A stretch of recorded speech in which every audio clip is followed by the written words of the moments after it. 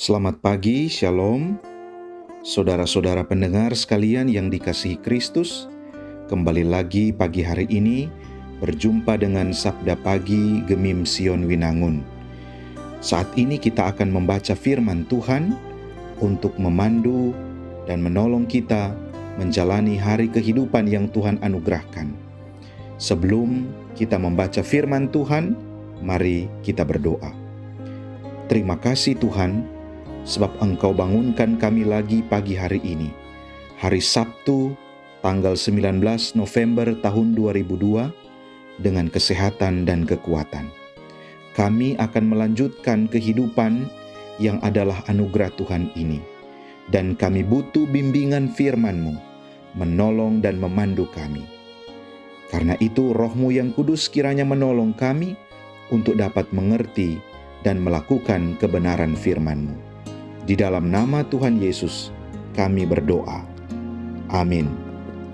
Saudara pendengar yang dikasihi Tuhan, pembacaan Alkitab dalam Sabda Pagi Gemim Sion Winangun, edisi hari Sabtu tanggal 19 November 2022 ini, dari surat Galatia pasal 6, ayat 16 sampai ayat 18.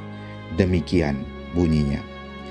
Dan semua orang yang memberi dirinya dipimpin oleh patokan ini, turunlah kiranya damai sejahtera dan rahmat atas mereka dan atas Israel milik Allah. Selanjutnya, janganlah ada orang yang menyusahkan aku, karena pada tubuhku ada tanda-tanda milik Yesus. Kasih karunia Tuhan kita Yesus Kristus menyertai roh kamu, saudara-saudara. Amin. Pendengar sekalian yang dikasihi Kristus, demikianlah pembacaan Alkitab dan perenungan kita di pagi hari ini berjudul Dipanggil untuk Memberkati. Keluarga Kristen yang dikasihi dan diberkati Tuhan Yesus. Permohonan damai sejahtera bagi jemaat ditempatkan sebagai bagian penutup dalam surat-surat Paulus. Permohonan itu adalah doa agar Tuhan Allah yang menghendaki kesejahteraan mengawal kehidupan orang-orang percaya. Paulus memberi berkat dengan menasihati jemaat supaya secara konsisten menjalankan hidup sesuai dengan bimbingan roh yang ditempatkan oleh Tuhan Allah di dalam hati orang percaya. Dan Paulus meminta agar jangan ada orang yang menyusahkannya lagi, karena pada tubuhnya ada tanda-tanda milik Tuhan Yesus, yaitu pengalaman penderitaan ketika memberitakan Injil. Dapat juga kita baca dalam 2 Korintus pasal 11 ayat 23 sampai 28. Paulus bermohon, kiranya orang-orang yang memberi diri dipimpin menjadi ciptaan baru untuk mendapat damai sejahtera dan rahmat dari Tuhan Allah. Keluarga Kristen yang dikasihi dan diberkati Tuhan Yesus. Kehidupan orang Kristen tidak boleh lagi berbaikan dari kehidupan yang lama, melainkan perubahan secara totalitas dari segala sifat, karakter, dan perilaku yang mencerminkan kematian terhadap dosa. Suatu kehidupan yang semata-mata baru. Perubahan ini dapat terjadi hanya oleh pekerjaan Roh Kudus.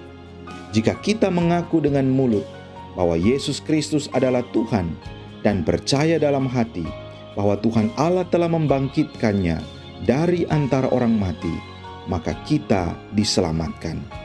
Melalui iman kepada Kristus, kita diselamatkan. Saudara pendengar yang dikasihi Tuhan Yesus. Jadi, keselamatan itu bukan karena usaha kita, melainkan karena kasih karunia dari Tuhan Allah semata. Inilah yang membuat orang percaya bermegah dan bangga. Kasih karunia Tuhan Allah itulah yang memberikan jemaat kemampuan untuk melaksanakan nasihat rasuli. Tanpa kasih karunia Allah, kita tidak akan mampu membangun persekutuan. tanpa kasih karunia Allah, kita tidak akan mampu memenuhi dan melaksanakan nasihat-nasihat yang sangat diperlukan untuk pembangunan iman jemaat dan keluarga.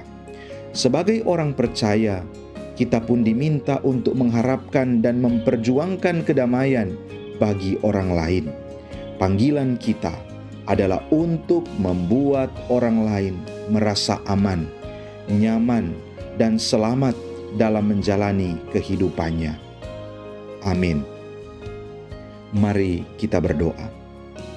Ya Bapa Sorgawi, terimalah syukur kami atas damai sejahtera yang sedang kami alami, dan ajarilah kami untuk membagi damai bagi sesama kami, terutama mereka yang merindukan berdamai dengan Engkau dan dengan sesama. Amin.